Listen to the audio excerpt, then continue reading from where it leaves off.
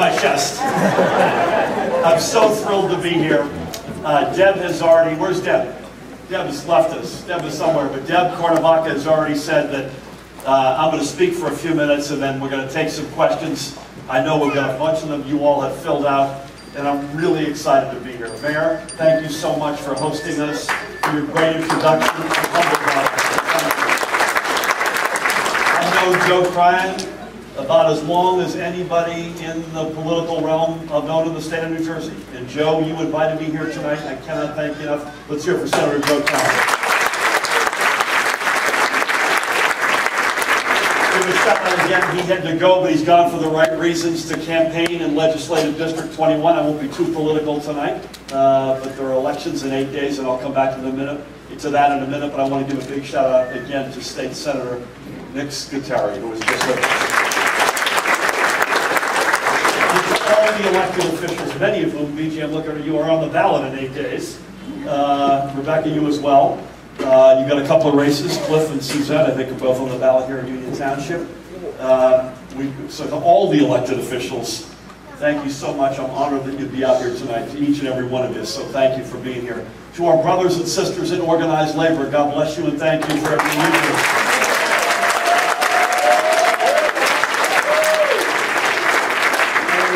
Earlier, to our first responders, police, fire, emergency. God bless you all. And while we're at it, to our veterans. I know we got a bunch of veterans here tonight. God bless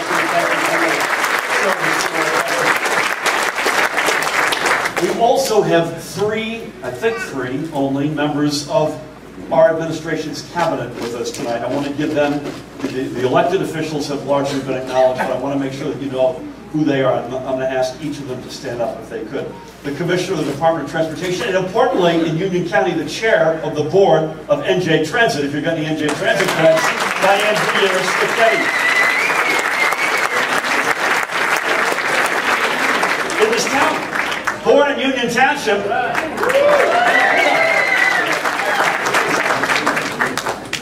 our Commissioner of Health, for the past several months, doing an extraordinary job with some big challenges. Let's hear it for Judy Persicelli is with us tonight.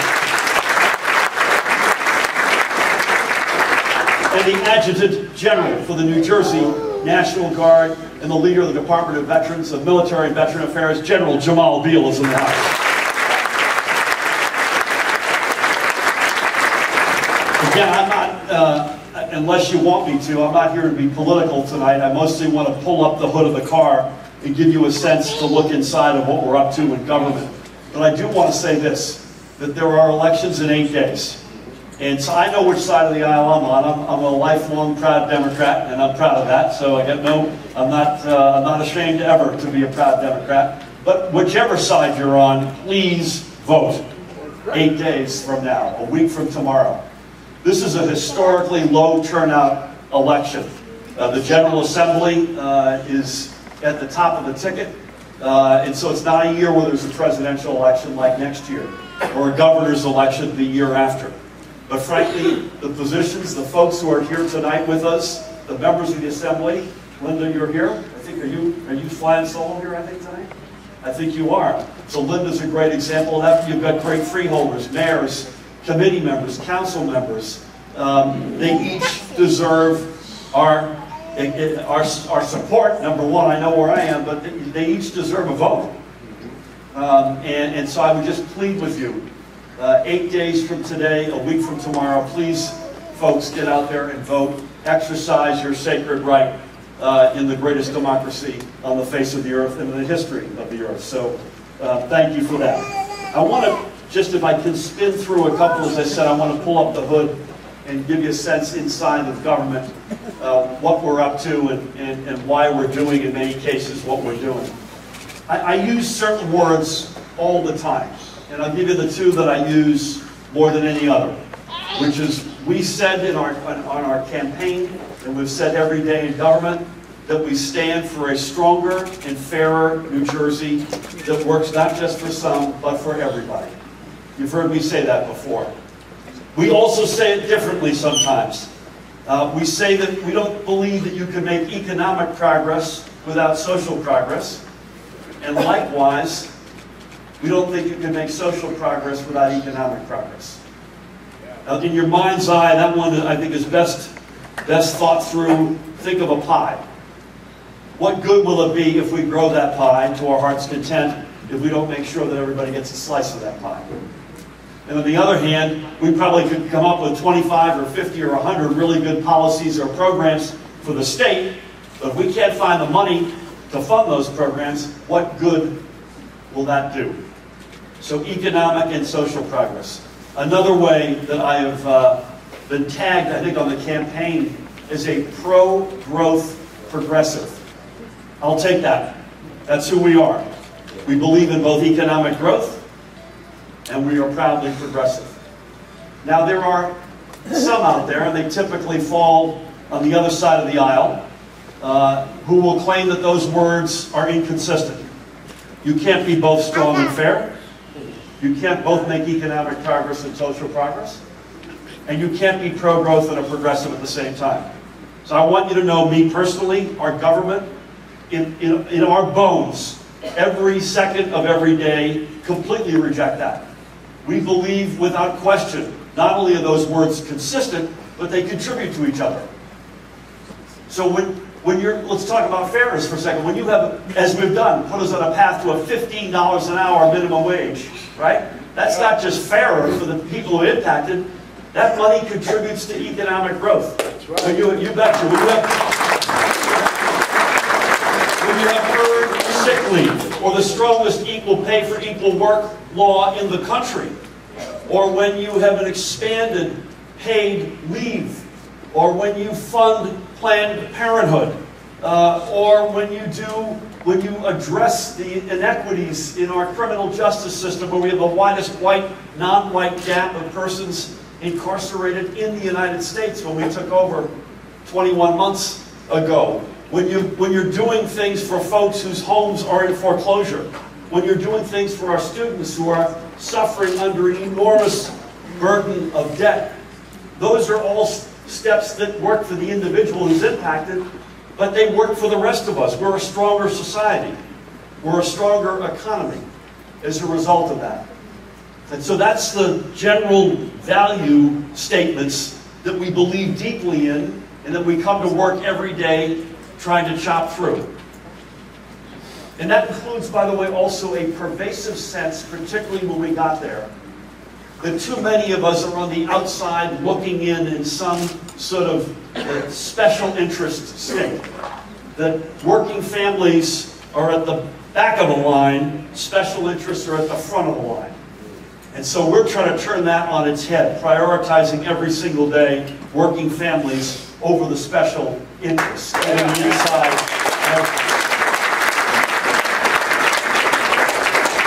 now are we there yet? No. We're not there yet. But we're on a journey that is going in a direction we feel really good about. We like where we're headed. We like the progress we're making. In some cases, it's slower than we'd like. And when you've got problems that have been building for decades, you can't turn the ship around overnight. But we're turning the ship around. So what you do, I think, in the meantime, is you look for markers along that journey to give you a sense of whether or not you think you're heading in that right direction. And we've had a few lately that I think are important. We've had the 4th consecutive month in a row with the lowest unemployment rate in the history of the state of New Jersey. So it was at 3.4% 4 months ago, then it went 3.3, 3.2, last month was 3.1. Now, the raw numbers don't tell the whole story. It's not just the unemployment rate, it's the quality of the jobs, the wages, the benefits that go with them, the skills that are required. We constantly, I can get into this if you have a question about it or in more detail in some form, we're constantly focused on upskilling individuals in the state so they can get not just a job, but a better job. That's a good benchmark that we've gotten lately. Last month, at long last, we beat Massachusetts. We were rated the #1 public education system in the United States of America.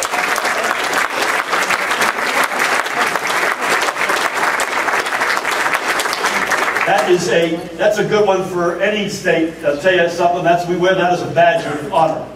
I'll come back to that in a second, but that's a big deal. I won't do a Joe Biden big deal, but it's a big deal. Just making sure you're paying attention out there. I'll tell you another cool one that another data point we got last month, which got less press, but I think it's maybe among the cooler data points we've got. We are not only number one in America, but we're the first state in the history of America. Did you hear that? First state in the history of America to offer arts education universally to all of our kids in every single public school in this state.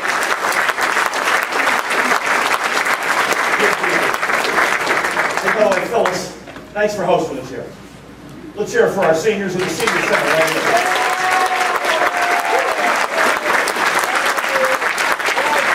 And I mentioned education, number one in the country, that's K through 12, but we're on a big march toward not just staying at the top of the heap, but expanding education at the higher ed level, affordability, at the pre-K level, expanding it throughout the state. And I'll give you which these folks know very well, and the mayor knows very well, and that is Union Township for now 2 budgets in a row has got money to fund pre-K expansion from the state. And if my math is right, we went from a mix of full day and half day to now something like 300 and something full day. Full day now, right? 300 and something seats, I believe. That's a game changer. I was just down in Ocean Township, down by me in Monmouth County a couple weeks ago, and one of the impacts from that is the desirability to live in a certain community. If you know that you've got, that's a magnet, as the clerk is shaking her head, right? So you got a magnet to pull somebody in who's one of them, right? So these were constantly looking for magnets to try to pull people in. Again, are we spiking any footballs? We are not. We inherited some challenges that we're building for decades. But again, my point is, I like the values that wrap around our administration. I love the team, the most diverse cabinet in the history of the state of New Jersey.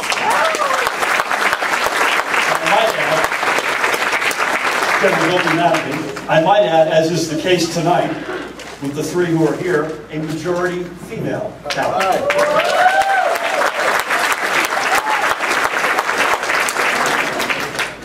I mentioned some of the fairness steps we've taken a lot of them. And by the way, it takes a village. No matter how good an idea we might have, any of us, you almost can never get there by yourself. And this is another reason to give a shout out to Joe and Linda in particular, because the legislature really matters. And I don't know what the exact numbers are right now, but we've signed about 450 bills, which is bordering on a record after 21 months. And we've had executive orders around 85 to 90. So that's basically a 5-ish to 1 ratio. And that says something. We're better, we're stronger, we get there in a more meaningful way when we do it together. So not only am I not spiking any footballs, I'm also not patting myself on the back. We do this together. And by the way, the relationships we have with our counties, and none more important than Union, or with the townships, also really matter when we're pursuing public policy solutions. And I want to make sure you all know that. I want to make sure you know that I know that. And I mentioned labor. Labor is almost always going to be at the table in one form or another. Barry Kushner's in all the way from Hudson County. Barry, nice to see you. You good? But seriously, right? Labor is invariably at the table. And the days of yelling at each other and jamming stuff down their throat, that doesn't get you what you, even if you wanted a result that was related to, it doesn't get it for you. Now, I mentioned a bunch of the fairness steps again: minimum wage, earned sick leave, equal pay. If you're challenged by foreclosure, student debt, criminal justice, there's a whole range of scores of steps that we've taken, and we're not done yet. But we've put a lot of pieces in place. On the stronger side, I wanted to spend, as we spend less time on that, talking about it in fora like this, I wanted to spend a minute just on the stronger side in terms of how we sell and portray the state. I just got back a couple of weeks ago from a state visit to India. which was overwhelmingly focused on investment and jobs. And the two words that I was invariably uttering when I was selling the New Jersey story were talent and location. At the end of the day, that covers about 90% of who we are. And again, I think one thing that's probably good advice for young folks here, I know it's advice that I've taken over the years that's been good advice. Don't ever be bashful to stare at yourself in the mirror and ask yourself who you are. That's as an individual, as a business person, an artist, whatever you might be, but also as a state. I think you've got to look in that mirror and be cold-blooded about what are you good at, what are you not good at, where are you likely to have an advantage, where are you not likely to have an advantage. So when I look in the New Jersey mirror, I would die, trust me, to make cars again in New Jersey. I'm not optimistic that's going to happen. I'm going to die trying, but I don't think that's going to happen. You see, so that's one example of who are you not. So we are a state that is the state of innovation. Bell Labs, Thomas Edison, Sarnoff Labs, up and down. It's in our gene, it's in our DNA, and that's driven by talent. So we are all in. Good evening. Well, just thought that's actually. We are talent heavy. So when families make decisions on where they're going to live, or businesses make decisions on where they're going to do business, one of the big magnets we have is talent. That's #1 in America, K through 12. Expanding pre-K. Expanding the community college opportunity grants, which I announced at Union County College. This is huge game changer. This is beginning with the folks most in need to be able to go to community college free of charge. Starting again with the folks, we were at $45,000 of adjusted gross income. This year we went to $65,000. It's a home run program, as an example. So it's education, it's workforce development and apprenticeship programs. It is the following fact, which you may not know. New Jersey has the highest concentration of scientists and engineers per square mile of anywhere, where? In the world. In the world. In the world. In the world. Talent is, we reek diversity. We are in many respects the most diverse state of any state in America. We wear that as a badge of honor. That's a huge leg up in the 21st century innovation economy. Today we had a Hispanic State Resources Fair in New Brunswick, an extraordinary success. All branches of government were there. You all were well represented, by the way, with all material in the Spanish language, all the folks presenting Spanish speakers. That gives you some sense. 1.8 million Latinos in the state of New Jersey, by the way. Out of 9 million, 1.8 million. We have an exploding diversity in our state. Let's harness that. Let's be proud of that. Let's push back on all the noise that's coming at us and bad words and harsh actions out of Washington and be the exception. Oh, yeah. That's a big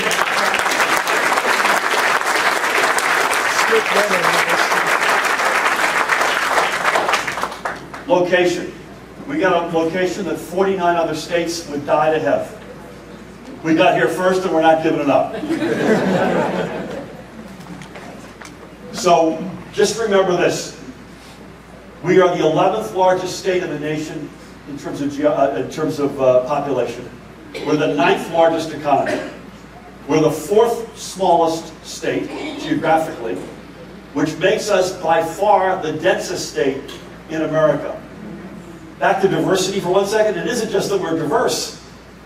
We're not New York, Texas, and California, which are typically alongside of us among the most diverse states in the nation. We're not them for 2 reasons. They have more people, and they got a lot more space. So our diversity is overwhelmingly felt more deeply in New Jersey because we're all on top of each other. Which is why we got to get the environment right. You don't get a B- on the environment if you're the densest state in the nation. But this is, I will never understand this from the prior administration as to how it is that we inherited NJ Transit in this shape it was in when we moved in a year ago, January. When you're the densest state in the nation, New York, the largest market in the world, is on one side of you. Philadelphia, one of the fastest growing markets in the country, is on the other side. That's the hand you got dealt. It isn't being a Democrat or a Republican or a Martian or a communist or whatever. It's just play the damn hand.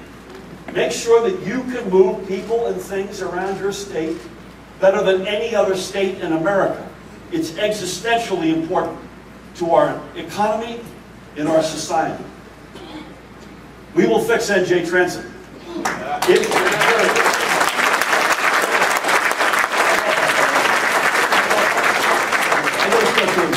I love that. We will fix NJ Transit if it kills me, which it might. I hope not during the town hall, right? All right, man. I love you. And the data is clearly getting better. I'll give you an example of a day 2 weeks ago. I've used this example once, and I want to make sure you hear it, and how I think about this. And Diane is, thanks to Diane, we are fixing it, because she's the chair of the board. I don't want to cross Diane. I'm not crossing Diane. So we run about 250 trains, raised on the bus side. The bus side has held up meaningfully better over the years than the rail side. We need more bus service. And by the way, the men and women who go to work every day at NJ Transit never failed us. They always stood forward. They always stood forward. So NJ Transit runs about 250 trains every rush hour in the morning. You with me? There was a day 2 weeks ago, I ask every day what our runs are, and 244 of them went out of 250. So at one level, I'm a baseball fan, by the way. By the way, the Nationals needed a travel day after the weekend they had. He's right. 244 over 250 is a damn good batting average, right? Except if one of those 6 trains was yours. In which case, you don't care about our batting average. And I don't blame you.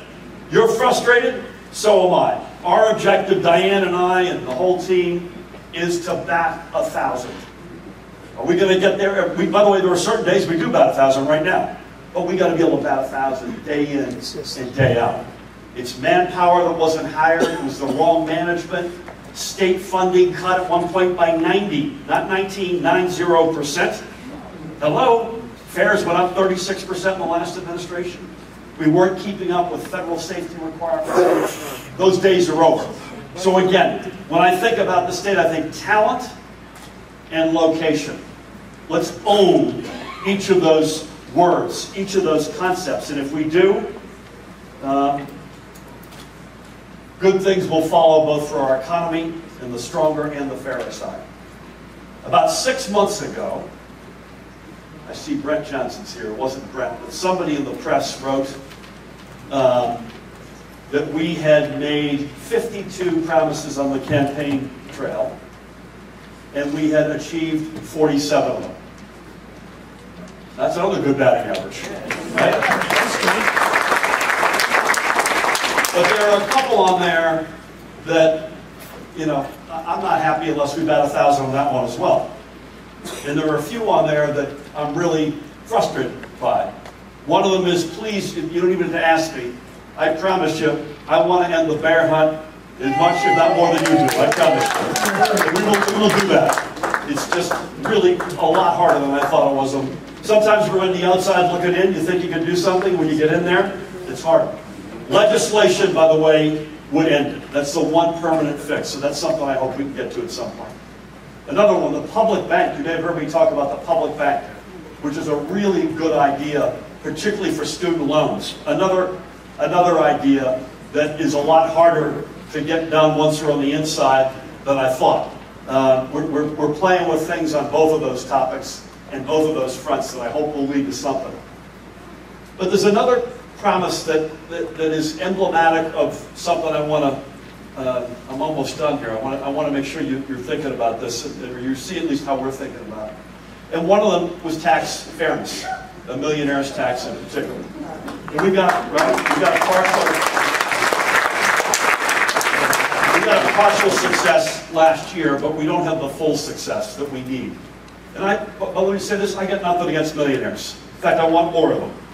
I don't begrudge anyone who's participated in their own way in the American dream. God bless them. That's America. All I'm asking is that we get a little bit of fairness. Help us level the playing field out. I can't justify an all-in historic investment in the middle class, which was somewhere between neglected and ravaged under the last administration, whether it's public. By the way, I grew up in a working poor family, looking up, hoping one day we all did that we would get into the middle class. So let's not forget those dreams either, right? So I can't justify making all the investments we're making and then make the same people pay for it. That doesn't work for me. That's negating a lot of the investment we're making. And so it leads me to the following just observation for you. We talk a lot about big structural deficits in this state, and we should. And we need to do things. We need to do things about them. Pension, health care, property taxes, outstanding indebtedness. You know, you can't overstate the mess that has been building for a long time, particularly in the last administration. So we're chopping away at all of these things. But there's another kind of deficit over here, which is we've got a revenue deficit. And I'll give you the millionaires tax is a good example. It's not just $500 million a year that we don't have this year, that we could have and we need. It was canceled in 2010. Multiply that by 9. That's $4.5 billion. Hello, Angela. Take my seat. I'm not going back up. Come on down.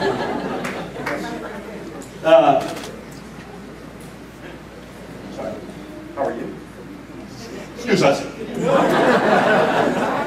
It's not just $500 million. It's $4.5 billion we don't have that we could have and should have. The sales tax gimmick, when it was cut 3 Decembers ago, that's not just $675 million a year. That's $2 billion. Those two taxes alone, those two pieces of tax fairness is $6.5 billion. And with this president and a jittery economy and a global jitter, hey Charles, in things like trade and tariffs, those are revenues that we're going to need to pay for the things in a tough economy like expanding pre-K and other programs like that. And that's in addition to some other steps which we'd love to see taken. Have the opioid distributors and manufacturers pay a per pill charge to help us pay for our opioid programs, which continues to be a crisis in the state. Big companies that don't provide health care for their employees, and therefore the employee has no place to go other than a Medicaid. You know what? The feds and we are paying for that. Mr. or Ms. Company, we're going to ask you to help us pay for that and have a per head charge to help us defray the costs. Or, I got nothing against the Second Amendment, but the gun license fee in the state was last raised. You know when it was last raised? 1966. I was 9. Baltimore Orioles, I believe, won the World Series. I was 26 years old. So let's focus on property taxes, pension, health care, outstanding indebtedness. We should and we are. But let's also not neglect the revenue deficits that we need, and we will need even more if we have a choppier economy. I'll leave you with a couple quickies. How do I see the state? I see it in 3 big demographic buckets. The big, thick middle are the folks, and I'm going to not always get this right, but who are about 30-ish years old, maybe late 20s. I'm 62, so maybe a couple more years into the mid-60s. They're defined, they own a house, two income household, and they're educating their kids in public school. We are either a state of choice or the state of choice for that demographic. My job, our job, is to make sure it stays that way. Yeah. Number 1, public education, fix NJ Transit, keep healthcare costs down, quality of life high, etc. The 2 wings historically have been a little bit more of a challenge. The young folks, you're 18 or 22, you choose either to go out of state too often to go to college, or when you get out of college, you go out of state to get a job. Well, let's fix that. We got a lot of stuff we're throwing at that. College affordability. communities that millennials want to live and walk in, work in rather. Deepening the relationship between higher ed and the real economy. If you look at the secret sauce of what's happened in Boston or Northern California, it's a deepening in the relationship between research universities and the real economy. And we used to dominate that in life sciences. We still are big in this, by the way. Life sciences, tech, telecom, but we've got other competitors now. So it's basically getting, again, on that arc of theoretical research to applied research to commercialization, owning that space. Millennials want to live that, so we're throwing a lot of funding incubators, helping them pay their rent so they can put money in research and development, making, as I said, college more affordable. We got computer science for all being rolled out around the state, based first on need, big STEM initiatives, etc. So it's that 18 or 22-year-old up to when they decide to start a family, and again, I'm being sort of overly simplified there. There's a bunch of stuff there. The bigger challenge historically, and is still the case, although we're doing a lot, is that 60-odd year to infinity. And you look at your significant other, you're retired, you still own your home, but your kids have graduated. And you have that kitchen table conversation, you say, hey, wait a minute. Johnny and Sally have graduated, but we're still paying on average in the state 53% of our property tax bill is for education. That's the group that we got to be worried about. And by the way, 99.9% of them, probably 99.99% of them are not millionaires. This is not a middle class issue. It's not a millionaire's issue, it's a middle class issue. So it's homestead rebate. It's historic property tax relief, shared services, programs for veterans and seniors, senior freeze. That's the group that wants to be here, but too often is saying, you know what, I'm not sure I can see my way to staying here. We want them here in New Jersey. We got to give them a reason to believe. And that's, to me, a work in progress. I think we've made a lot of progress. Last year was the lowest increase on average in property taxes in the history of the state. That's the good news. That's the good news, but I still use in that sentence, increase. We want to see that thing coming down. So I'll leave you with this. We are realistically, and we were in our best days when we were AAA bond rating, when so many of us either grew up here or came here. This is a state my wife Tammy and I came to raise our 4 kids. Best decision we ever made. We are, on our best days, a good value for money state. You know you pay a little bit more to be in New Jersey, but you get a rich basket of stuff back in return. The problem we inherited, and we're trying to break the back of, the premium went wild and the basket shrunk. So our job, my job, is to chop down that premium. More than anything, it's property taxes, but other non-tax taxes, like we've frozen now, thanks to Diane and team, 2 years in a row. No fare increases now for a 2nd year in a row at NJ Transit. That's not a tax, but that's a big price people pay. So let's chop that premium down and let's bulk up that basket. Great public education, transportation, healthcare, workforce development, quality of life, all of that. So good value for money. But you know what else? It's also values. Increasingly, when I'm sitting with a CEO who's either here or thinking of coming here, and you can't keep them all and you can't get them all, but increasingly CEOs, heads of household, they talk not just about the math, what's the value from money equation you're talking about, but they talk about values. And I have no less an objective to be the #1 state in the American class in terms of values. So we are proudly the nation's safest gun safety law state in America.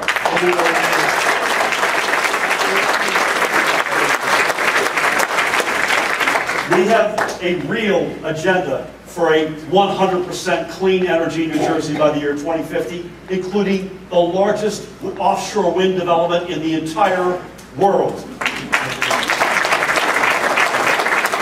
We care deeply and no one stands stronger on behalf of our LGBTQ+ community than the state of New Jersey.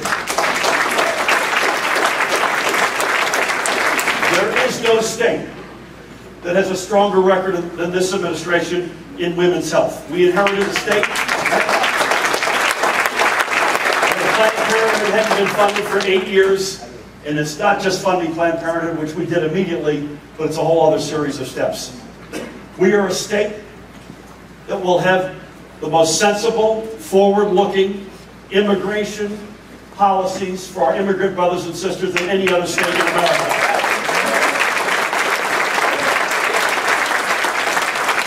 And don't listen to the fear-mongers. The facts are on our side. And be strong about this, folks. When anyone, but certainly our immigrant brothers and sisters, have the confidence to come out of the shadows and engage their neighbors, their faith leaders, their elected officials, and most importantly, law enforcement, when that happens, it is a safer community and a safer state. And the facts bear that out. So it's not just good value for money, which we work on every single day, it's the best values in America. God bless you all. Thank you so much for hearing me out. We'll take a few questions.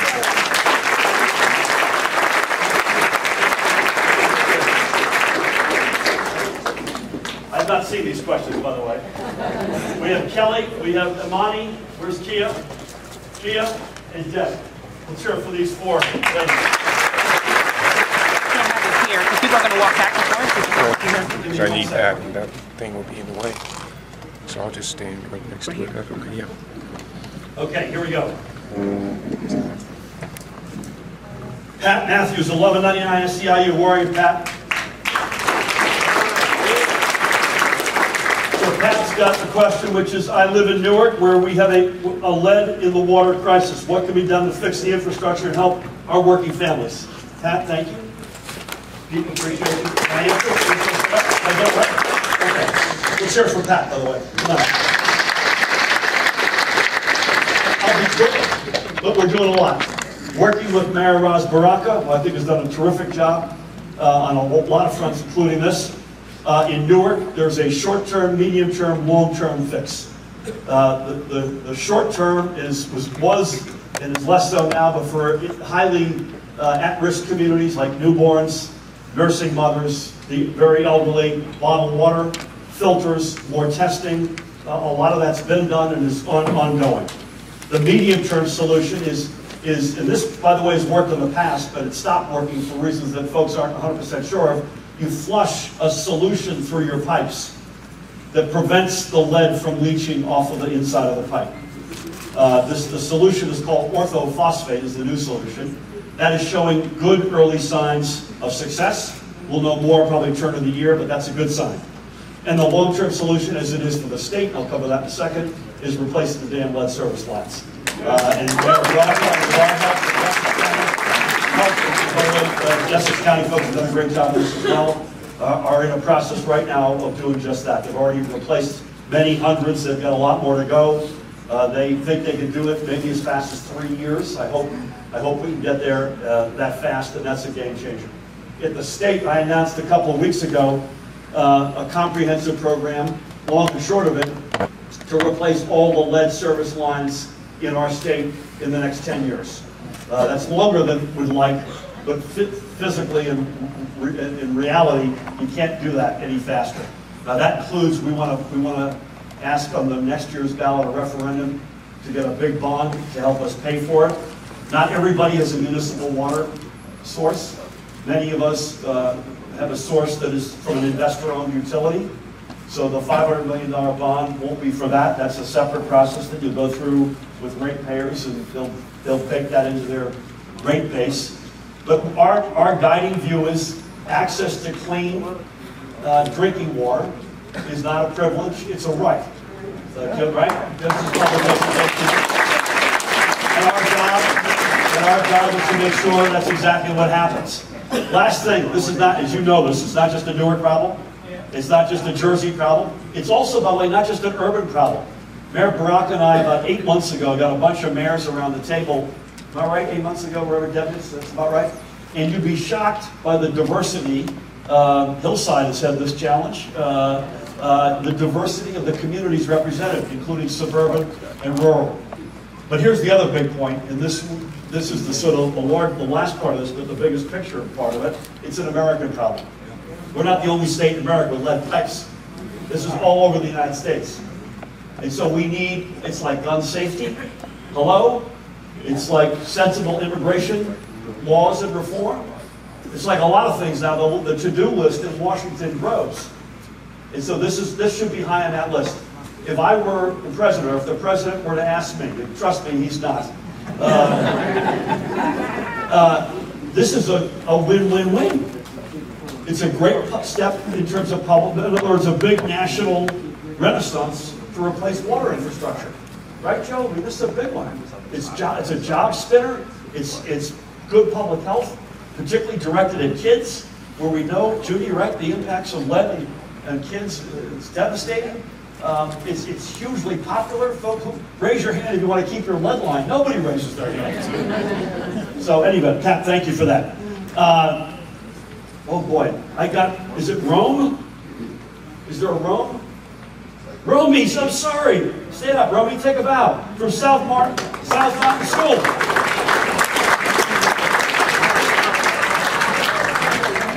Is this? Romy, did you really ask this? Can you please give us less homework? Just to make sure you guys see this. I think that's above my pay grade, Romy. What grade are you in? 4th grade? How's it going so far? Hard. And what particulars, if you had one subject where you'd like to have less homework, what would it be? Word study. Word study. Everybody get that? Is Romy's teacher here, by the way, tonight? Perhaps watching a live stream? Let's hear it for Roman. Thank you.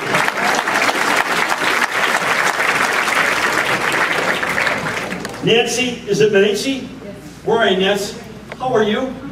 Nice to see you. You've got, I'm going faster, Union Board of Ed President. God bless you, Madam President.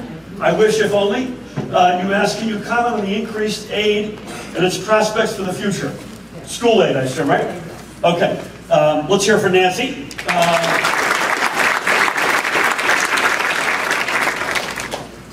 So we've now had 2 back-to-back historic years of school aid. You're in Union, right? So Union got a big uptick last year and a smaller uptick this year. Am I right? You're around 33 change million? And by the way, pre-K is about 3.2 or 3.3 million on top of that. So the 33 is K through 12. We will be good for it because we want to have the great public education system we have in the state, including right here, and in many of the communities represented. But I will tell you, I'm not just saying this to go back to something that I said earlier as a self-serving matter, but it's the facts.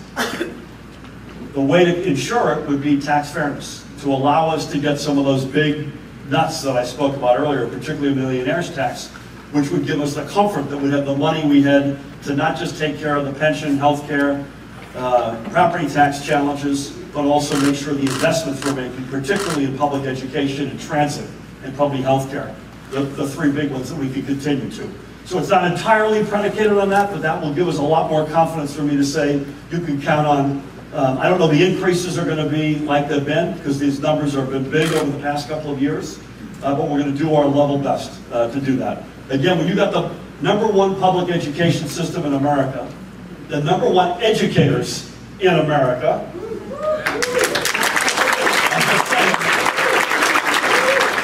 part of my job is to not screw it up. Which gets back to Romy's complaint about too much homework. Ray Perkins, where are you, Ray? Hey, Ray, you asked, can you tell me how someone would enroll in the Affordable Care Act? So, I got that right?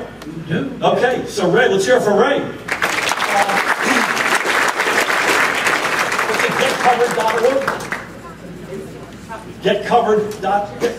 GetCoveredNJ.org or GetCovered? GetCoveredNJ.org. Okay? And here's the, Ray, I love the fact you asked this question. The enrollment period begins Friday, November 1 to December 15. Unless for explicit circumstances like you had a baby. Ray, I know, I got you. But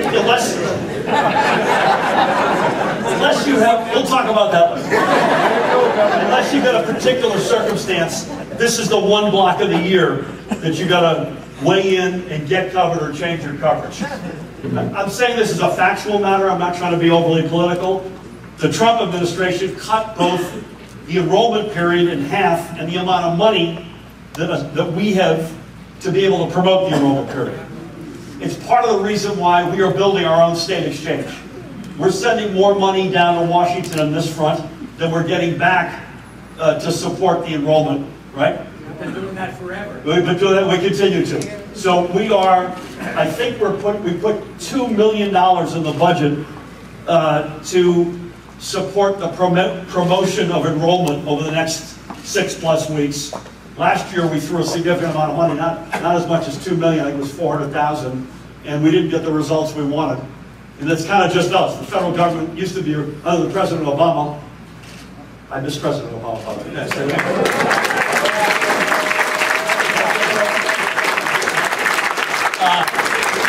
So we'll throw a bunch of resources at it, but it won't be anything like controlling our destiny. Ray, thank you. God bless. Laura, is it Detchen? Yes. How did you do, Laura? Yes. You happen to be beside Ray. Not all. Sorry, it says Democrat, local, independent. Is that Correct. those both true statements? Okay. Correct. What are you planning to do to help public school teachers get Chapter 78 relief? Yeah.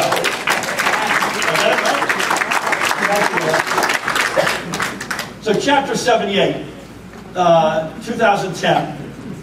How many educators? I've lost track of how many educators I've met who are taking home less money.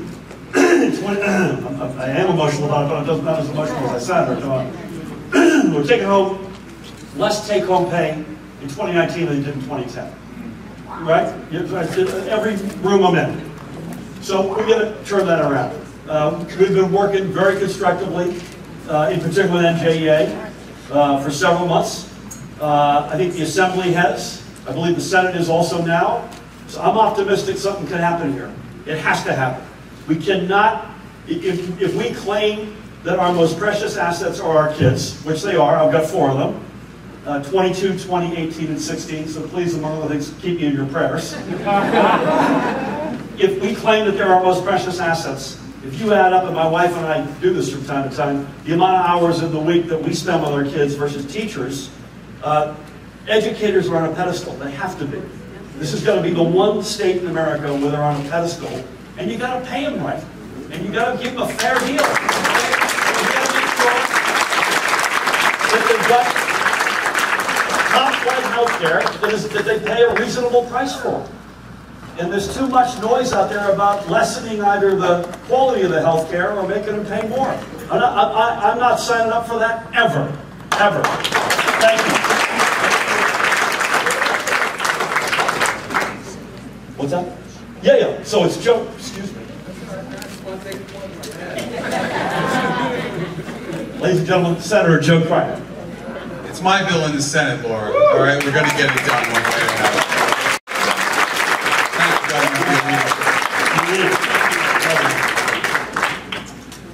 I mentioned Barry earlier. I got a question for Barry. Deb, careful with the microphone with Barry. In from Bayonne. By the way, did you see the New Jersey Hall of Fame last night? Yes. Inductions. George R.R. Martin from Bayonne was in the house in Asbury Park last night. What is your plan moving forward to help NJ have a responsible tax, what is that word? Incentive program. Okay. God, we could talk all night about that, which I don't want to. We promised to get you out around 8, so I'm going to talk fast. Barry, I'm optimistic we'll get one.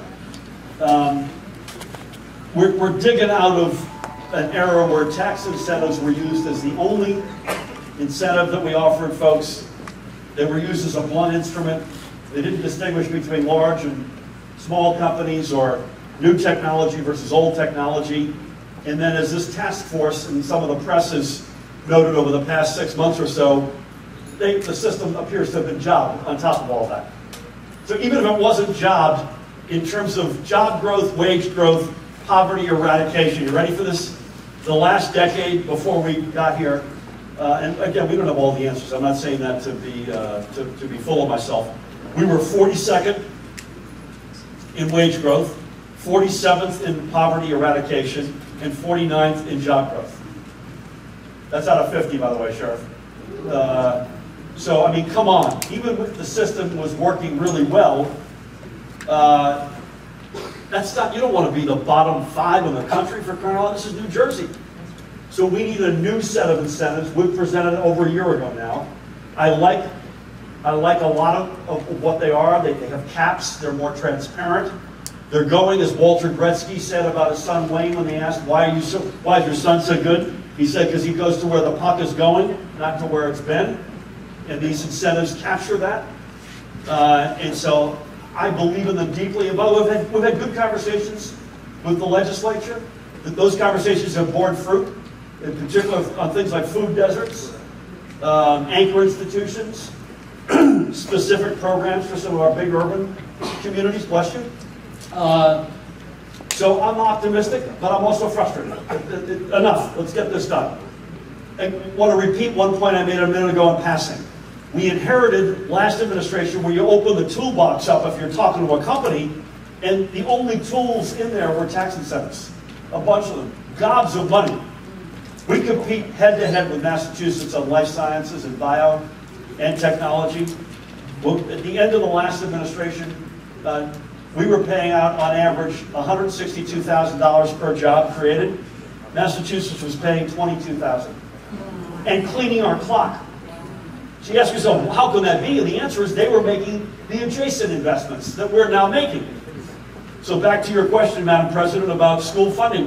We underfunded the school funding from the last administration by $9 billion. As I mentioned earlier, we cut NJ Transit at one point by 90.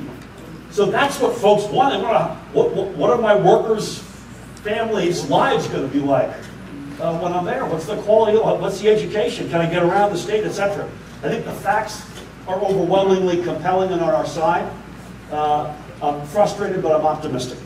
I gotta hurry up because they give me the evil eye here. Marie, is it Canarelli? Hi, Marie.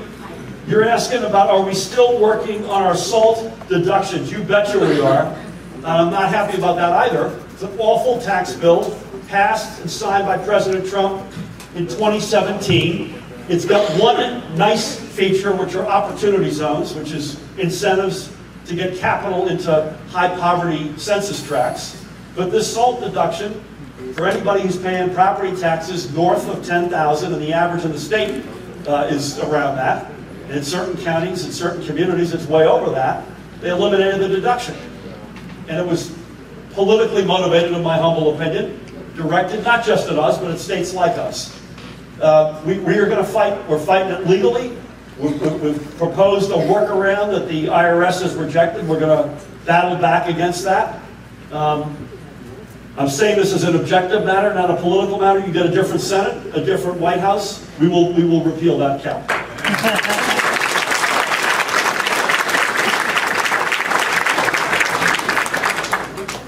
Jeff, are you the guy? Jeff, are you Jeff? You're Jeff. Hey, Jeff. Your friend is here who spoke about me earlier. How are you? So Jeff asked, may I ask this out loud, Jeff? Please do. Thank you very much. I didn't realize I was getting this until I just saw I it. appreciate you taking my question. My pleasure. Why is a terminal cancer patient, God bless you, all right, so our prayers are with you. Why is a terminal cancer patient, the state will assist my suicide, but not allow me access to medical cannabis? I cannot afford or access the amounts to treat my cancer as ordered by my doctors. So you have access, but not to the quantity that you need. I'm one of the few patients in the program probably that have unlimited amounts of monthly cannabis. And most dispensaries will only allot me a quarter of an ounce. They're unable to supply me. Okay. I'm unable to treat my cancer, and I'm not alone. Yep. So I said, what's your name, sir? Lefty. Lefty? Lefty, yes, sir. Seriously? Yeah. I'm a lefty. So we were together at the Hispanic State Fair earlier. And We were at Freehold with Jake Sloan. okay, so bless you. Judy, can you, Judy Persicelli, who's the Commissioner of Health, who's with us. Jeff, I'm gonna have her follow up with you afterwards, because we gotta, I don't wanna do this in public, we gotta understand your specific situations, but I want everyone to keep this guy in your prayers, and let's give him a big round of applause.